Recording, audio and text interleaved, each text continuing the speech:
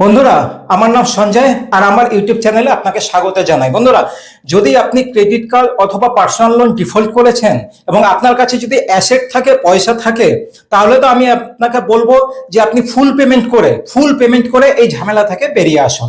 যদি আপনার কাছে পয়সা নেই, আপনার জব চলে গেছে অথবা আপনার বিজনেস ডুবে গেছে, আপনার আর্থিক অবস্থা খুবই খারাপ এবং হয়তো আপনার ফ্যামিলিতে কোনো মেডিকেল ইস্যু আছে যে কারণে আপনি হয়তো ডিফল্ট করেছেন ক্রেডিট কার্ড অথবা পার্সোনাল লোন, তাহলে আপনার সাথে কি হতে পারে? দেখুন বন্ধুরা, এগুলো সবই যেগুলো হচ্ছে এগুলো হলো আনসিকিউর লোন।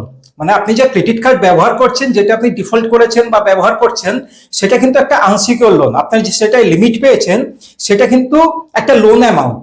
সেটা থেকে আপনি যে খরচ করছেন সেটা কিন্তু লোনেরই অ্যামাউন্ট আপনি খরচ করছেন, তো এটা সেটাও একটা পার্সোনাল লোনের মধ্যেই পড়ে। ঠিক আছে, তো এটা আপনি ক্লিয়ার হয়ে গেলেন। এবার সামনে গিয়ে আপনার সাথে কি হতে পারে যদি আপনি ডিফল্ট করলে? দেখুন, প্রথমত হলো আপনার কাছে কন্টিনিউ ফোন আসবে। যেই আপনি ডিফল্ট করছেন, যেই আপনি বিল পেমেন্ট করতে পারছেন না বা ইএমআই পেমেন্ট করতে পারছেন না, প্রথম প্রথম তো 2-3 দিন হয়তো খুব একটা ফোন আসবে না, হয়তো ডাইরেক্ট এনবিএফসি কোম্পানি বা যে ব্যাংকের থেকে আপনি ক্রেডিট কার্ড অথবা পার্সোনাল লোন নিয়েছেন তারা হয়তো যোগাযোগ করার চেষ্টা করবে। তারপর আপনার যে কেসটা, এটা কোনো রিকভারি এজেন্সির কাছে চলে যাবে এবং সেই রিকভারি এজেন্সি কি করবে, সকাল থেকে বিকাল পর্যন্ত 50 বার, 100 বার, 200 বার আপনাকে ফোন করবে। এই ফোন করার মানে এই নয় যে আপনার কাছে কিছু টাকা চাওয়া বা কিছু বলা, কারণ এইটা নর্মালি হলো হ্যারাসমেন্ট। দেখুন, ফোন আপনাকে অবশ্যই করতে পারে, সেই অথরাইজ আছে তাদের কাছে, কিন্তু তার মানে এই নয় যে সারাদিনে 50 বার, 100 বার, 200 বার ফোন করবে। এই ফোন করার মানে কি জানেন? আপনাকে হ্যারাসমেন্ট করা, আপনাকে মেন্টালি টর্চার করা। একই কথা আপনাকে বারবার জিজ্ঞাসা করা হবে, বারবার বলা হবে যে আপনি আবার বলুন, কেন আপনি দিতে পারছেন না, কবে দেবেন, ইত্যাদি ইত্যাদি প্রশ্ন আপনাকে করতে থাকবে। আপনি যতই আপনার আর্থিক অবস্থা বা যা কিছু আপনার কাছে আছে কথা, সেটা আপনি তাদের কাছে শেয়ার করছেন, দেখবেন সেই ব্যক্তি আবার 2 মিনিট পর আপনাকে আবার কল ব্যাক করছে।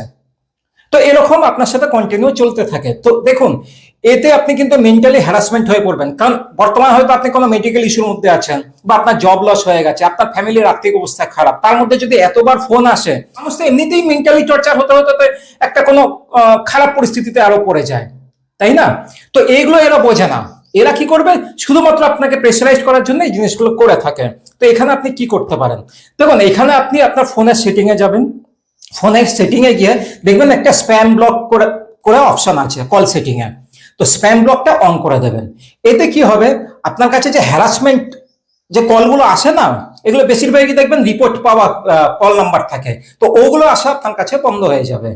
ম্যাক্সিমাম আসা বন্ধ হয়ে যাবে, তার মধ্যেও 2-4টা তো আসবে, কিন্তু ম্যাক্সিমাম বন্ধ হয়ে যাবে। এবার আপনি হয়তো ভাবতে পারেন, তাহলে কি আমার কোনো অসুবিধা হবে? কিচ্ছু অসুবিধা নেই। আপনি যদি সারাদিনে একবার বা দুবার ফোন করে তাদের আপডেট দিয়ে দিলে যথেষ্ট। তারপরে যদি আপনি সারাদিনে ফোন নাও ধরতে পারেন, তাতে কোনো কোনো কিচ্ছু অসুবিধা নেই, এটা মাথায় ঢুকিয়ে নিন।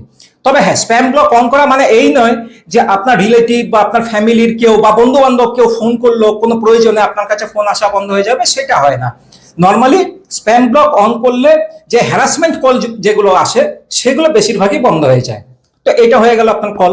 আচ্ছা, একটা কথা মাথায় রাখবেন, যদি আপনার কলে প্রচুর হ্যারাসমেন্ট করছে, আপনাকে গালাগাল করছে, আপনাকে মানে খুব অপমান করছে, আপনার ফ্যামিলি নাম্বারে কন্ট্যাক্ট লিস্টে ফোন করে উল্টো পাল্টা বলছে, বা আপনার লোনের ব্যাপারে আপনার টাকা চাইছে বা হ্যারাসমেন্ট করার চেষ্টা করছে, এগুলো অনেক সময় করে থাকে।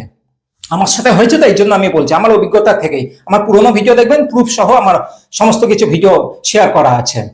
তো দেখুন, এরকম যদি হয়ে থাকে, আপনার ফ্যামিলি মেম্বারে ফোন করছে বা আপনাকেও ফোন করে হ্যারাসমেন্ট বা গালাগাল করছে কোন এজেন্ট, ঠিক আছে?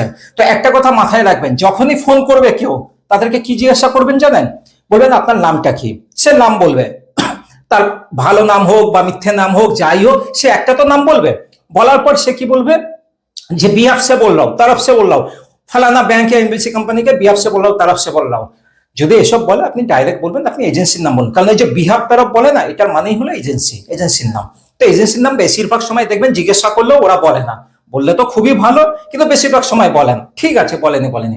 এরপর আপনি জিজ্ঞাসা করবেন, যে ক্রেডিট কার্ড এবং পার্সোনাল লোনের জন্য ওই ব্যক্তি ফোন করেছে, তাকে জিজ্ঞাসা করুন আপনার লোন অ্যাকাউন্ট নাম্বার অথবা ক্রেডিট কার্ড নাম্বার জিজ্ঞাসা করুন। এটা কিন্তু সে বলবে, সে অবশ্যই বলবে। সে বলল, বলার পর সে যদি আপনার সাথে অপমানজনক কোনো কথা বলে, গালাগাল করুক, থ্রেট দিক, কখনো কখনো এও হতে পারে যে পুলিশ হয়ে আপনাকে মানে নিজেকে পুলিশ ব্যক্তি পরিচয় দিয়ে আপনাকে হয়তো ফোন করে ভয় দেখানোর চেষ্টা করছে, বা অ্যাডভোকেট হয়ে পরিচয় দিয়ে আপনাকে ভয় দেখানোর চেষ্টা করছে, এগুলো কিন্তু ইলিগাল কাজের মধ্যে পড়ে।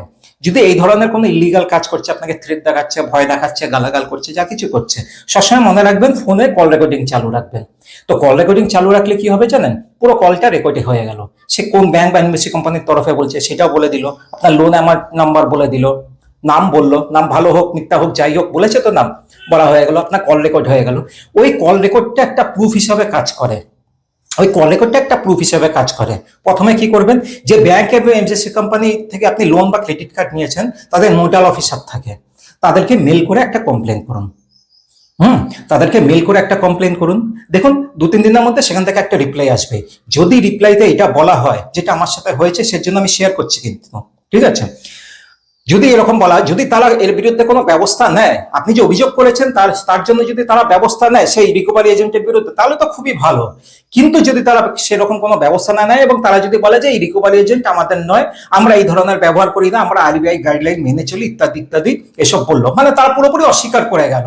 ঠিক আছে, এটা যদি হয় এবং আপনার যদি মনে হয় যে আপনার কাছে যথেষ্ট প্রুফ আছে, কিন্তু সেই প্রুফ থাকা সত্ত্বেও তারা কোনো ব্যবস্থা নিচ্ছে না, তখন কি করবেন, সেই যে আপনার অফিসিয়ালি মেল আইডি থেকে যে ওরা এত একটা রিপ্লাই পাঠাবে মেল করে, সেটা একটা স্ক্রিনশট নিয়ে নেবেন। স্ক্রিনশট নিয়ে নিলে তারপর কি করবেন, সেই স্ক্রিনশট এবং আপনার কাছে যে রেকর্ডিং আছে এবং আপনার কাছে যে ফোন এসছে তার একটা কল যে এসেছে তার একটা স্ক্রিনশট নেবেন। সমস্ত কিছু প্রুফ সহ আপনি আরবিআইতে যাবেন। আরবিআইতে গিয়ে কমপ্লেন করবেন। আরবিআই ওয়েবসাইটে গিয়েও কমপ্লেন করতে পারেন, অথবা আরবিআই মেল আইডিতে গিয়েও আপনি কমপ্লেন করতে পারেন। একটা কথা আপনাকে বলে রাখছি, এক্ষেত্রে আপনি 2 জায়গায় কমপ্লেন করতে পারেন। এক, আরবিআইতে গিয়ে কমপ্লেন করতে পারেন। দ্বিতীয়ত, আপনার নিয়ারেস্ট কোনো সাইবার ক্রাইম থানা যদি থাকে অথবা পুলিশ স্টেশন থাকে, সেখানে গিয়েও আপনি কমপ্লেন করতে পারেন। একটা কথা মাথায় রাখবেন, আপনি লোন বা ক্রেডিট কার্ড ডিফল্ট করেছেন মানে এই নয় যে আপনার সাথে কেউ এসে হ্যারাসমেন্ট করতে পারবে। এটা কিন্তু কেউ কখনো করতে পারে না। তো এটা মাথায় রাখবেন। যদি আপনার সাথে এরকম কিছু হচ্ছে, আপনি নিয়ারেস্ট থানায় গিয়ে বা পুলিশ স্টেশনে গিয়ে বা সাইবার ক্রাইম থানা আজকাল দেখবেন প্রচুর আছে আশেপাশে, আপনার একটু খোঁজ নিলেই জানতে পারবেন, সেখানে গিয়ে আপনি কমপ্লেন করতে পারেন, অথবা আরবিআইতে গিয়ে কমপ্লেন করতে পারেন। ঠিক আছে, এই 2 জায়গায় যদি আপনি সঠিকভাবে তথ্য প্রমাণ সহ যদি কমপ্লেন করতে পারেন, তাহলে তারা কিন্তু অবশ্যই ব্যবস্থা নেয়। আমার ক্ষেত্রে কিন্তু হয়েছে। আমি যখন আরবিআইতে সমস্ত তথ্য প্রমাণ সহ কমপ্লেন করেছি, আরবিআই কিন্তু এর বিরুদ্ধে ব্যবস্থা নিয়েছে এবং জরিমানা পর্যন্ত করেছে তাদের ওপর। তো ওই জন্য বলবো যে ভয় পাবেন না, সঠিক তথ্য জানুন যে আপনার সাথে সামনে গিয়ে কি হতে পারে না হতে পারে। আরবিআই গাইডলাইন অনুসরণ করুন। এবং একটা কথা মাথায় রাখবেন, আপনার যে এই যে ক্রেডিট কার্ড এবং পার্সোনাল লোন, এটা কিন্তু কখনো মাফ হয়ে যাবে না। আপনি হয়তো ভাবলেন আমি ঘর ছেড়ে পালিয়ে যাবো, এই যাবো সেই যাবো, এইসব করতে যাবেন না। বারবার বলবো, অনেকে আমাকে ফোন করে বলে যে স্যার मैं घर छोड़ के चला जाओ, এসব করবেন না প্লিজ। ঠিক আছে, আপনি যেখানে আছেন সেখানে থাকুন, আরবিআই গাইডলাইনকে ফলো করুন। আর একটা কথা মাথায় রাখবেন, আপনার এখন ইনকাম নেই, আপনাকে ইনকাম করতে হবে, আপনাকে রোজগার করতে হবে, আপনাকে টাকা রোজগার করতে হবে, তাহলেই আপনি এই বিপদ থেকে বেরাতে পারবেন। তার জন্য কি করতে হবে, আপনি ছোটখাটো যে কোনো কাজ পাবেন তাতে কাজে লেগে পড়ুন, এবং সেখান থেকে যে টাকা আপনি রোজগার করবেন, সেই টাকা দিয়ে আপনি আগে আপনার ফ্যামিলি চালাবেন। আবারও বলছি, আপনি যে টাকা রোজগার করবেন বর্তমানে, সেই টাকা দিয়ে আগে আপনি ফ্যামিলি চালাবেন। এটা কিন্তু আরবিআইও বলে যে আপনি আপনার ফ্যামিলি আগে চালাবেন। ফ্যামিলি চালানোর পর আপনি সেখান থেকে অল্প অল্প করে টাকা বাঁচানোর চেষ্টা করবেন এবং সেই টাকাটাকে আস্তে আস্তে জমানোর চেষ্টা করবেন। যখনই আপনার অ্যাকাউন্ট এনপিএ হয়ে যাবে, ধরুন 3 মাস 6 মাস পর আপনার যখন অ্যাকাউন্ট এনপিএ হয়ে যাচ্ছে, তখন দেখবেন আস্তে আস্তে আপনার কাছে সেটেলমেন্ট অফার আসা শুরু হয়ে যাবে। ঠিক আছে, এবং যখন দেখবেন যে সেটেলমেন্ট অফারটা আপনার কাছে আসছে এবং সেই টাকাটা আপনি জোগাড় করতে পেরেছেন, তাহলে সেই টাকাটা দিয়ে আপনি সেটেলমেন্ট করে ম্যাটারটাকে ক্লোজ করে দিতে পারবেন। তো ম্যাটারটা ক্লোজ করার 2টো উপায় আছে। এক, আপনার কাছে যদি টাকা থাকে, তো আমি বলবো সব থেকে ভালো উপায় হলো আপনি টাকাটা ফুল পেমেন্ট করে দিয়ে এই ঝামেলা থেকে বেরিয়ে আসুন। আর যদি আপনার আর্থিক অবস্থা খারাপ, আপনার কাছে টাকা নেই, আপনার কাছে কোনো অ্যাসেট নেই, ফান্ড নেই, কিছু নেই, রোজগার নেই, ব্যবসা ডুবে গেছে অথবা মেডিকেল ইস্যু আছে, তাহলে বলবো যে কোনো একটা ছোটখাটো কাজ করার চেষ্টা করুন। সেখান থেকে অল্প অল্প টাকা জমিয়ে নিজের কাছে রাখুন। যখনই ভালো কোনো সেটেলমেন্ট অফার পাবেন এবং সেই সেটেলমেন্ট অফারের টাকা এবং আপনার কাছে জমানো টাকা যখন সমান সমান থাকবে, তো সেই টাকাটা দিয়ে আপনি সেটেলমেন্ট করে এই ম্যাটার থেকে বেরিয়ে আসুন। তো এইভাবেই আপনার ম্যাটারটা ক্লোজ হয়ে যাবে। ঠিক আছে, যদি আমার সাথে কথা বলতে চান, দেখুন এখানে হোয়াটসঅ্যাপ নাম্বার আছে, এই নাম্বারে ফোন করবেন না, হোয়াটসঅ্যাপ মেসেজ করবেন। আমি বিকেল 6টার পর আপনাকে কল ব্যাক করে নেবো। ধন্যবাদ, জয় হিন্দ।